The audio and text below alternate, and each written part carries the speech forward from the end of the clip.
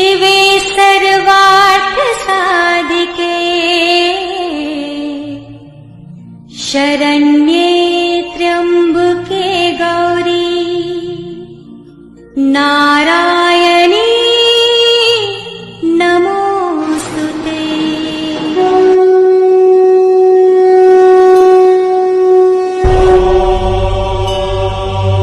प्रथमं शैलपुत्री च द्वितीयं ब्रह्मचारिणी तृतीयं चन्द्रघण्टेति कुष्माण्डेति चतुर्थकम् पञ्चमं स्कन्दमातेति षष्ठं कात्यायनीति च सप्तमं कालरात्रीति महागौरीति चाष्टमम् नवमं सिद्धिदात्री च नवदुर्गाः प्रकीर्तिता।